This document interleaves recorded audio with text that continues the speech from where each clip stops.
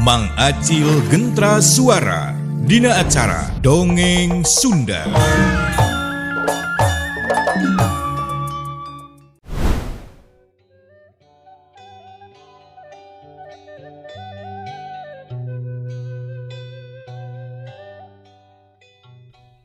Nya isukan atuh Nyai. Urang teangan, urang mangkat ka ditu. Abdi mah hoyong ayeuna Pak, hoyong dinten ieu mugia Bapa kersa ngajajabkeun we ka abdi. Cek Ocih mani keukeuh harita teh. Menta hayang poe eta keneh keur ngajajabkeun Ocih ka guha anu dipimaksud. Nyai geulis ieu, ayeuna mah geus beurang, maju ka burit, ari geus burit teh bakal poek, emah teh leuwih melang. Sabab lalampahan teh jauh ieu, emak ogenan apal. Keun bae isuk dewe supaya bisa init subuh. Nuhun emak, tapi da abdi mah kahoyongna dinten ieu keneh. Kitu cenah cek Ocih jiga nu maksa harita teh kanu jadi inung bapakna. Nya kieu wae atuh. Ke bada lohor, siap-siap wae. Mumpung beurang keneh. Asyana memeh magrib ge nepi ka ditu. Lamun segelempang gancang mah nya teu naon, ari kahayang hidup saperti kitu mah. Sabab bapa geus kedah janji, naon rupa kahayang hidup baris ditedunan ku bapa. Ngan nya kitu, kade sing ati-ati sabab resikona gede. Kitu cenah, cek Demang Ahdi, teu weleh-weleh mepelingan ka Ocih. Abdi tanggal walar sagala rupina Pak, Bapa sareng emak mah teu kedah hariwang. Etang-etang abdi milarian pangalaman, oge jatining diri abdi pribadi. Kitu ta Pak, Mak. Kitu, kahayang Ocih anu keukeuh, hayang ngayakinkeun naon rupa amanat anu datang kana impian manehanana.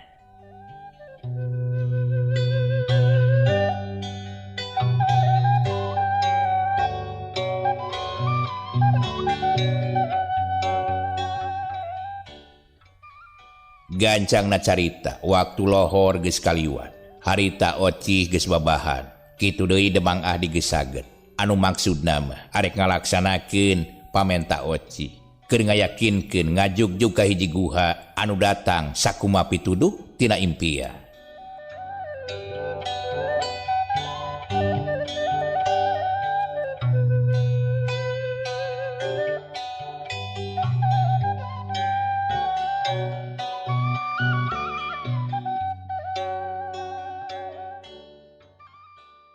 Leos sarita teh Ocih jeung Demang Ahdi anu dijajabkeun ku paneuteup nama Eyet nepikeun ka leungitna dina pengkola.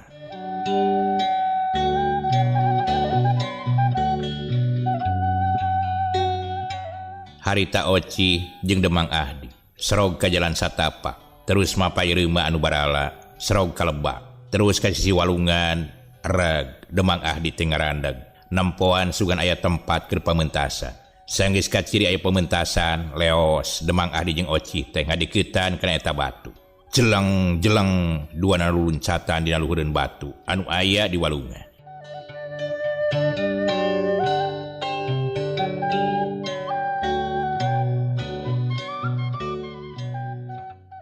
Harita mangsa geus pabuburit, hibarna panon poe kahalangan ku gunung anu jarangku. Sakurilingna gawir patinjung kiring.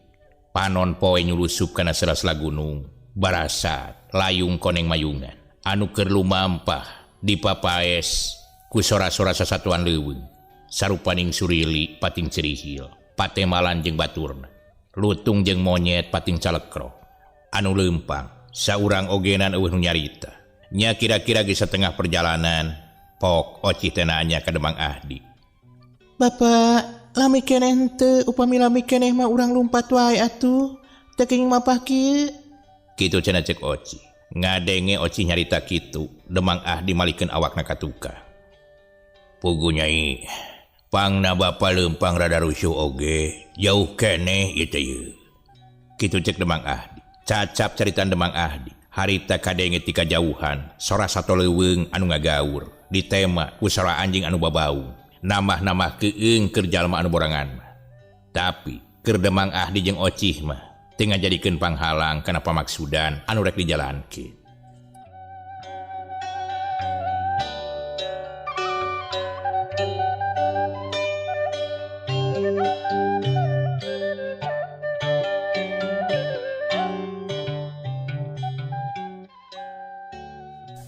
harita nu leumpang serog kahiji tegalan anu pinuku tatangkalan loba tangkal caringin anu ngaroyo Oci alak ilik kasabudeureun eta tempat pok Oci teh ngagarentes dina hatena.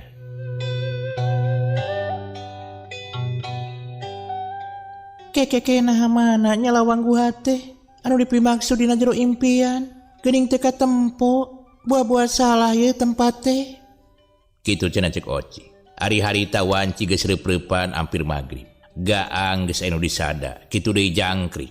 Gek Demang Ahdi teh diuk, Oci oge nuturkeun. Diuk satunggangan Demang Ahdi. Anu kabeneran harita teh aya batu anu rada lemprah. Cukup keur diuk duaan mah. Sanggeus Oci diuk, kadenge Demang Ahdi geugeureun ceman. Sababaraha menit harita bray katemong ku Oci. Jelas pisan, kareret aya lawang guha. Malahan mah sabaraha kali Oci ngecepkeun panonna bisi tetempoan wungkul. Sabot Oci ngerasa heran dina hatena pok Demang Ahdi teu nyarita.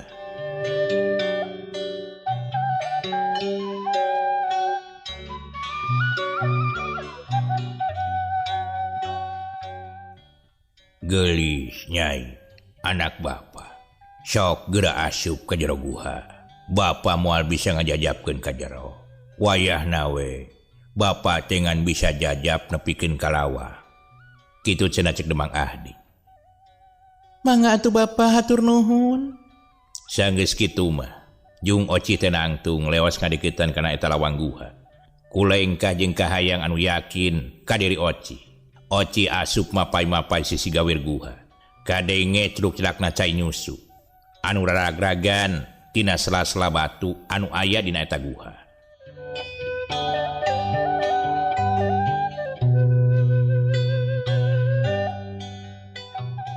Kira-kira sababaraha lengkah arek tepi kana batu anu aya hareupeun Oci. Jelep eta di jero guha teh tetempoan jadi poek, tapi keur Oci mah moal jadi panghalang, geus buleud ku paniata. Ngarasa Oci geus aya di jero guha, jung Demang Ahdi teh nangtung. Samemeh ninggalkeun eta guha, Demang Ahdi teh ngalieur heula ka tempat lawang guha.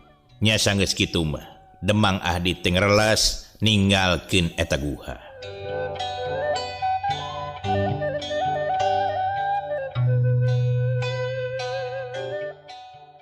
Oci harita teh nu keur kakatapayan di jero guha kebeneran pisan, manggih batu anu lemprah. Nya sanggeus kitu mah Oci teh bebenah, tuluy sidakep sinuku tunggal. Ku Oci teu karasa, naha wanci teh geus kumaha. Teu nyaho beurang, teu nyaho peuting. Saperti harita peuting kahiji jeung peuting kadua, Oci nu keur tapa di jero guha. Eueuh kajadian naon. Pas dina peuting katilu harita. Hiu aya sora angin ngaguru.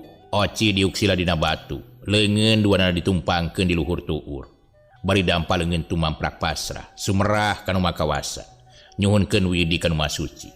Panon Oci peureum dina hate babacaan.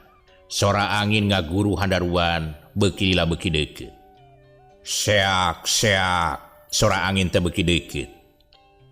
Waduh, ieu hawa mah dibawa teuing. Naha naon anu ngahembos ka hareupeun aing. Kopek lah ari ngalegleg mah ka awak aing. Aing moal sieun. Kitu pokna Oci dina hatena. Gulusur. Karasa anu ngagulusur. Hos, kadenge ngahosos. Karasa harita teh ku Oci melitan kana awakna anu keur diuk. Tapi Oci teu malire kana eta rarasaan. Teu lila harita teh kadenge luhureun sirah Oci aya nu ngahosos deui. Karasa ku Oci asa anu ngaletakan kana sirah. Nya sanggeus kitu, ngong aya sora anu pikasieun kadenge ku Oci.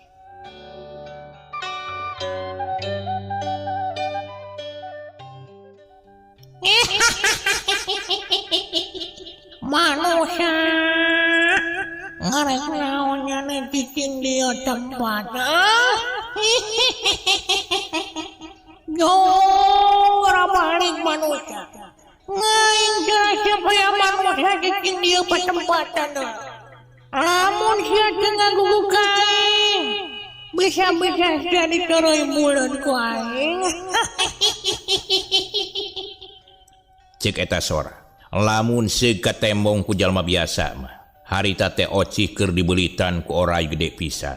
Jigana saluhureun pingping dewasa mah aya. Eta orai tengah belitan kawak Oci. Bari sungutna cumagug di luhureun hulu Oci. Tapi Oci teu ieu ngabentakeun matana. Najan karasa aya nu melitan kana awakna ge.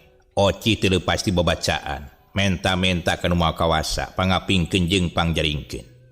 Jep sakedapan mah. Taya sorana naon. Nya sanggeus kitu. Dampaleungeun Oci usik pas pisan nempel kana beuting eta orai anu keur melitan awak Oci.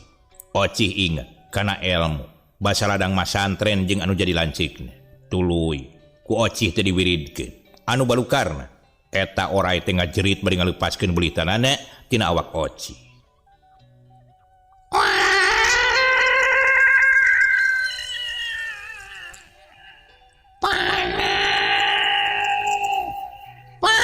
Ampun manusia.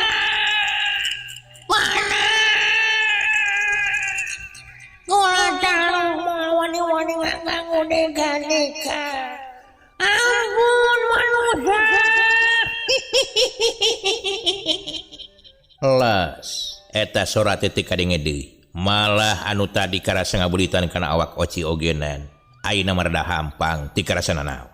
Nya sanggeus kitu bray panon Oci teh beuntak terus neuteup ka langit guha. Anger we ti kaciri jelas. Kusabab di jero guha teh poek pisan. Ngan saukur anu kadenge sora-sora cai nyusu anu tingkaret celak kana batu anu aya di jero guha.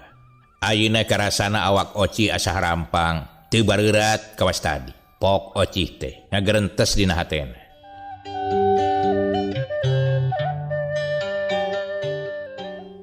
Nah aing teh teu bisa nempok aya di jero guha nya. Ngimpi aing teh atawa kumaha. Jeung deui ieu teh asa kerenang pisan awak. Hayang mandi aing teh. Kabeneran tah aya sora cai manisea nyuruh. Arek mandi sugan we seger ari geus mandi mah. Jung harita teh Oci nangtung leos ngadiketan sora anu sea bari jeung kakatapayan da puguh poe. Sanggeus leumpang rada lila ku Oci kadenge sora cai teh beuki deukeut. Barang srog didinya mah teu poek teuing bray-brayan rada caang. Ku Oci katempo aya hiji curug anu caina nutug ka hiji leuwih anu warnana eta cai hejo pisan. Kabayang jerona eta leuwih teh seger lamun mandi meureunnan. Keur maeukeur ieu awak teh kareunang ye. Kitu cek Oci bari alak ilik ka sabudeureun eta tempat. Ngarasa eueuh sasaha Oci teh cucul-cucul. Teu lila gejebur Oci teh ngojay bangun nikmat. Didinya Oci teh ngarasakeun kasieun. Rek kumaha rek aya naon ge Oci geus pasrah sumerah. Sanggeus ngarasa cukup mandi kalacat Oci teh naek ka darat. Terus di baju deui. Leos Oci teh ninggalkeun eta leuwih anu dipake ngojay. Srog ka deukeut batu. Barang rek kalacat pisan Oci naek. Sakolepatan aya cahaya koneng. Sanggeus deukeut terus ngagulungkan awak Oci dibarengan ku angin anu ngaguruh tarik pisan. Pok Oci teh ngagerentes dina hatena.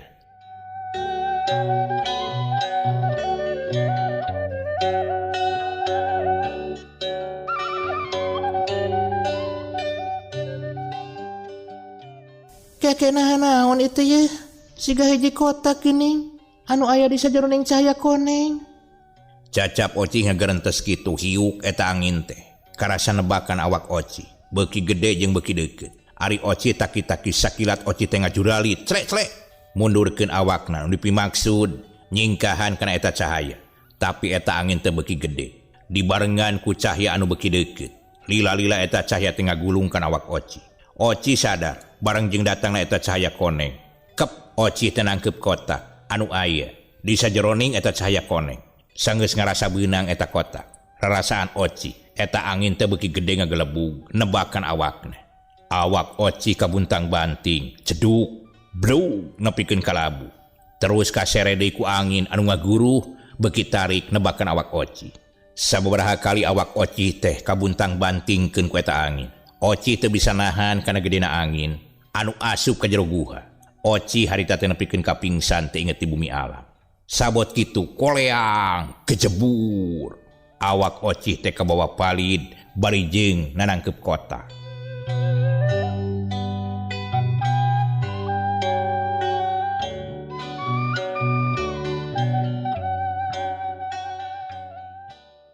Ayeuna urang caritakeun di tungtung lemur aya 2 jalma keur ngadurukan dina saung sawah. Anu kabeneran pisan eta sawah teh sisi pisan walungan. Jalma anu saurang ngaranna Iding, ari nu saurang deui ngaranna Ebo. Pok Iding teh nyarita bari jeung tatahar arek mirun seuneu nyenget durukanana. Mane teres-teres teuing boy. Tara-tara ti sasari teh. Biasana ngeueum 2 jam tara nepikeun ka pareot bari jeung ngadeg-deg kieu ya. Nah, ari ayeuna ya mane teu kuat asa bangkreseun kieu awak. Ceuk Iding bari ngareret ka baturna anu ngaran Ebo. Jak bego Kang. Lauk teu meunang ieu teh awak heueuh tiris. Ngan meunang sepat siam bae tanu asik. Jangan indung si teueul, tama eueuh teuing bawaeun. Kitu cenah ceuk baturna anu ngaran Ebo. Cik lamun aya mah ngarabut sampe bo. Urang meuleum sampe we heula lah. Bari nuuskeun awak ge sugan di bawah siduru mah atuh. Henteu ngadeg-deg teuing. Kitu cenah ceuk Iding nitah ka Ebo sinaneangan sampe di sisi galengan sawah. Aya oge lalu Haji Murtad moal naon lamun dirabut kitu. Takseun kapanggieun ke rumah Haji-haji Gebrawit teh si Murtad mah. Ge nyaho mun haji na teh teuing nepikeun ka Jakarta teh wungkul. Kancang balik deui. Kitu ceuk Ebo harita teh. Bari semu ngabalieur.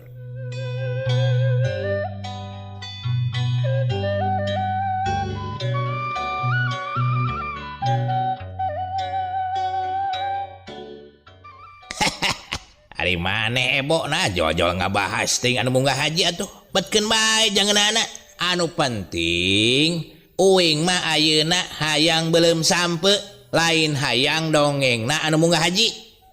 Kapan kitu teh atuh Kang? Heeh nyaritakeun padah nu bogana teh Haji Murtad. Keun bae lah moal naon ngalah hiji mah. Sok ka ditu tuh. Jiga keur meujeuhna tuh galengan nu belah kidul. Kitu cenah ceuk Iding bari nunjuk harita teh ka galengan sawah anu dipelakan ku sampe.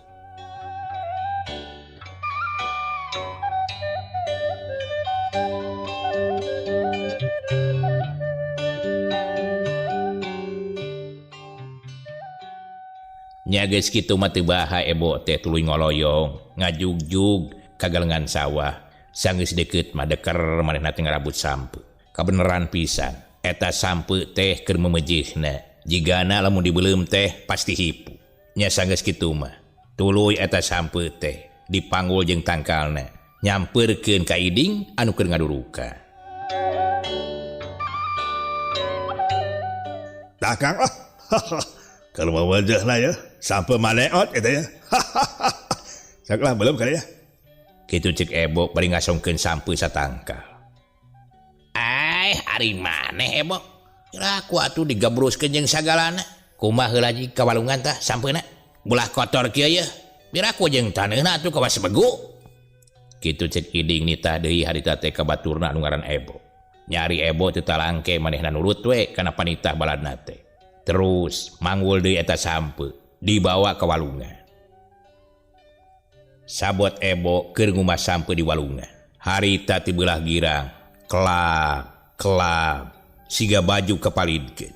Pas kareret harita teh ku Ebo. Gebeg Ebo teh ngarenjag leuwas. Bari terus nempokeun ka nu ririaban ka bawah ku cai. Naon itu deh? Moal gitu anu nyeusehan ka bawah palid mah.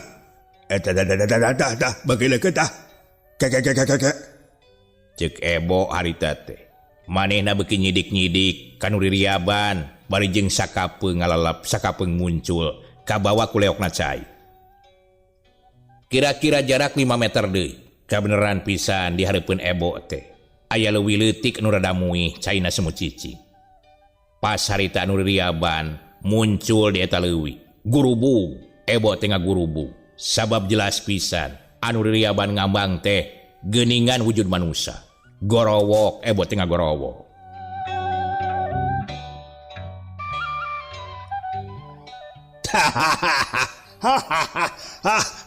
Kang Eleng. Kang Eleng. Tolongan Kang. Ya, kan ya. Kitu cenah cek Ebo satengah teu sadar manehna gogorobokan.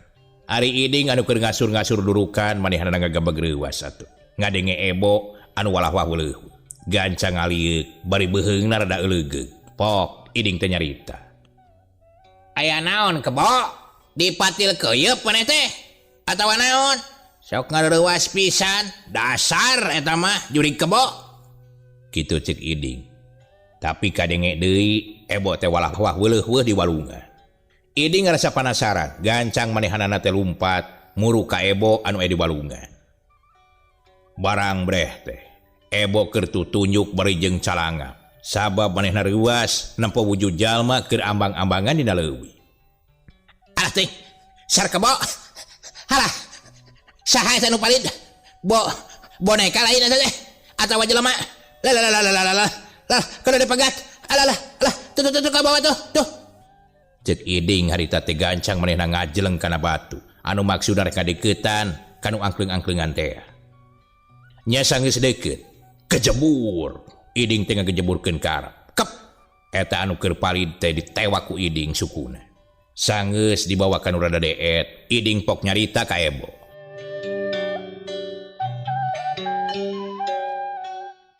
Kebo, bantuan ya. Jalma ieu mah manusia. Lain setan, lain naon. Sok bantuan ya, bantuan ngangkat. Paeh Kang, hirup paeh Kang, atawa dihirupan paeh Kang. Cek Ebo harita teh can sadar manehanana. Sabab bakat tingku reuwas. Ari si Karbo. Buru ya. Sok cekelan sukuna. Akang rek dihanap ya. Leur ku batu lumutan ya.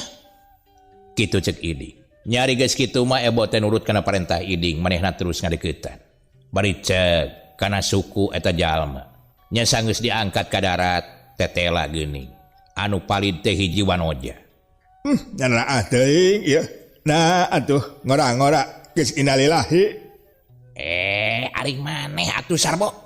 Ceuk saha buat teuing hirup keneh naon teh? Sok buru bawa ka saung ka ditu tuh. Leung we ami kahaneutan ku durukan ongkoh. Kitu cek Iding. Bari terus mayang jalma anu palid dibawa ka saung. Harita dihareupeun saung kabeneran pisan. Durukan geus ruhay. Atuh haneut karasana. Sanggeus nepi ka saung terus. Eta anu palid teh digolerkeun dina palupu saung. Sanggeus kitu pok Ebo teh nyarita ka Iding. Kang, hirup keneh bener teh. Geura teh pariksa pigelang leungeul tah. Ari bieu mah karasa tah basa keur digotong. Hirup keneh kekenudan tah, tapi geus rada lemah. Mudah-mudahan we atuh katulungan ya. Kitu cek Iding harita teh. Ari Ebo jeung Iding terus nengetan kana beungeut eta wanoja. Barang disidik-sidik, Ebo teh asa pernah ningali ka eta wanoja. Pok nyarita ka Iding.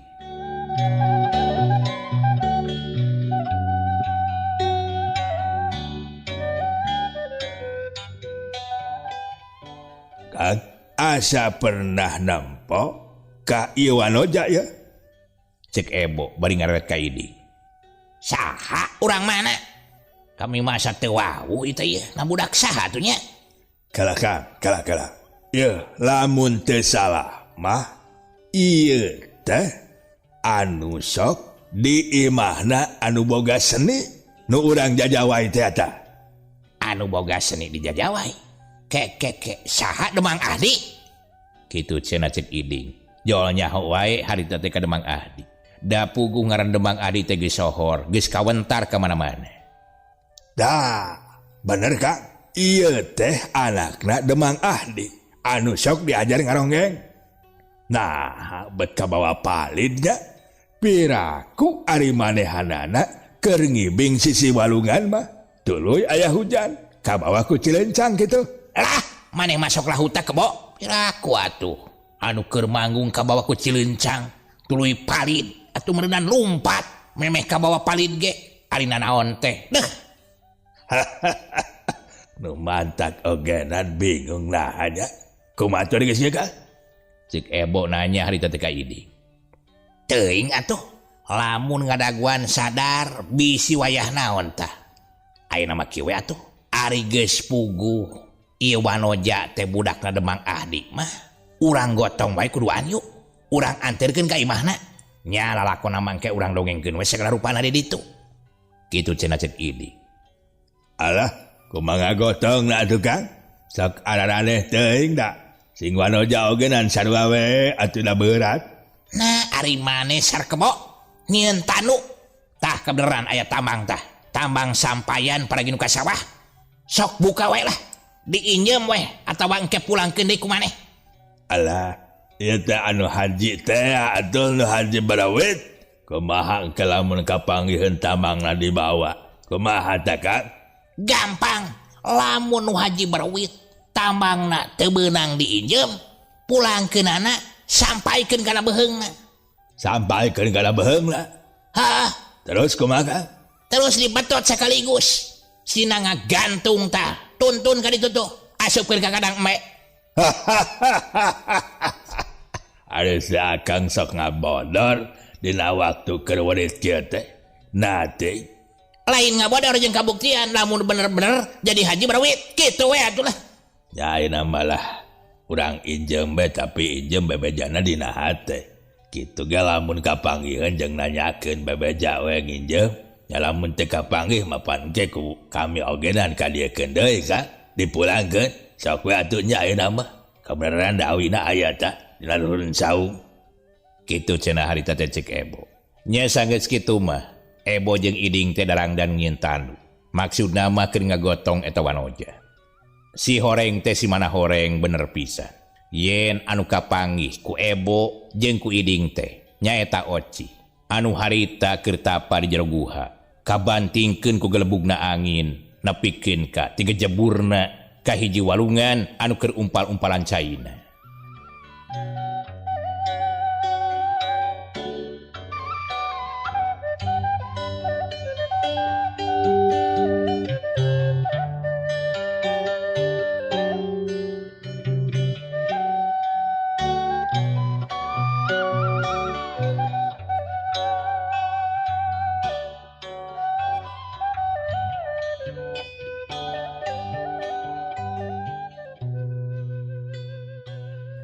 Sanggeus beres anu duaan ngieun tandu, terus ditumpangkeun dina tandu.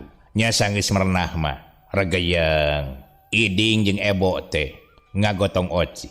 Duanana teu ingat kana kecerik, teu ingat kana sampeun urek dibeulem, ngan ingat sotenan kana seuneu di pareuman sabab ceuk pamikirna. Durukana bisi mapai sabot ditinggalkeun ku maranehanana.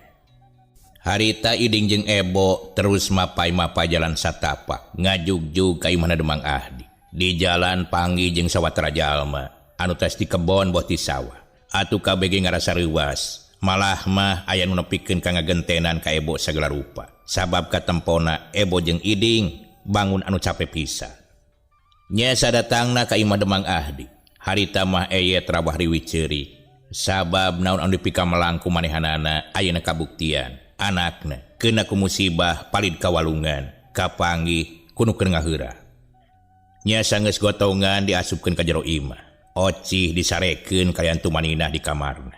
Nya sanggeus kitu Demang Ahdi teh nanya ka Iding jeung ka Ebo, kumaha lalakonna nepikeun ka manggihan Oci tur dibawa ka imahna. Teu talangke harita teh Iding jeung Ebo nyaritakeun lalakon anu geus kaalaman kumanehanana. Ditetek teh nu kaliwat. Sanggeus ngadenge kitu, Demang Ahdi ungut-ungutan. Sabab manehna ngarti, pasti Oci sajeroning di jero guha manggihal anu tumiba ka diri manehna. Pok Demang Ahdi teh nyarita ka Iding jeung ka Ebo.